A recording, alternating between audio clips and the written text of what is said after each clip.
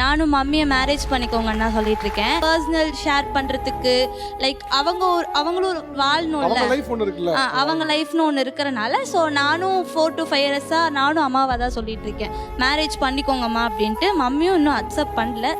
அவ 4th படிக்கும் போது நான் செப்பரேட் ஆயிட்டேன் சார். 4th ஆக்சுவலி 19லேயே எனக்கு மேரேஜ் ஆயிடுச்சு. ஸோ பிடிக்காம தான் வீட்டில் மேரேஜ் பண்ணாங்க, ஃபோர்ஸ் பண்ணி தான் பண்ணாங்க. இருந்தாலும் அம்மா அப்பாக்காக தான் லைஃப்பை ட்ராவல் பண்ணது.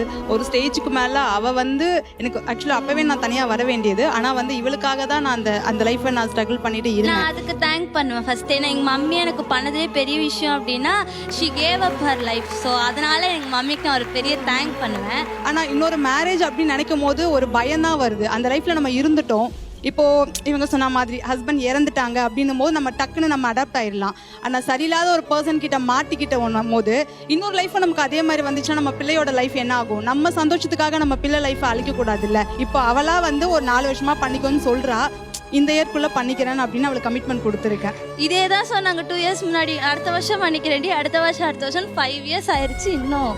இல்லை யோசிக்கலாம் சார், என்னதான் இருந்தாலும் வர பர்சன் நம்மளை ஈஸியாக அடாப்ட் பண்ணிப்பாங்க. ஆனால் நம்ம குழந்தைய அவங்க அடாப்ட் பண்ணிப்பாங்களான்னு தெரியுது, ஒரு சின்ன டவுட் இருக்கும். அது கண்டிப்பா அது அவங்க சொன்ன மாதிரி தெரியாத ஒருத்தவங்களை பண்ணிக்கிறது தான் அந்த மாதிரி ஆகும். ஸோ நம்ம தெரிஞ்ச ஒருத்தவங்களை பண்ணிக்கிறதுல தப்பு இல்லைல்ல. நம்மளுக்கு சூட் ஆகிற பர்சனா வராங்கன்னா அதை அக்செப்ட் பண்ணிக்கலாம். மம்மி ப்ளீஸ் மம்மி, எனக்கு நீங்க சொல்றீங்களே எனக்காக பாப்பாக்காக நான் பண்ணாம இருக்கேன்ட்டு.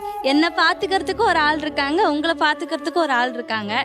ஸோ எல்லாமே சூட் ஆகிற மாதிரி ஒரு பர்சன் இருக்கமோ நீங்க வெயிட் பண்ண வேணாம் இல்ல. ஸோ நீங்களும் வாழணும் இல்லை, எனக்காக மேரேஜ் பண்ணிக்கோங்க. Okay sir, thank you.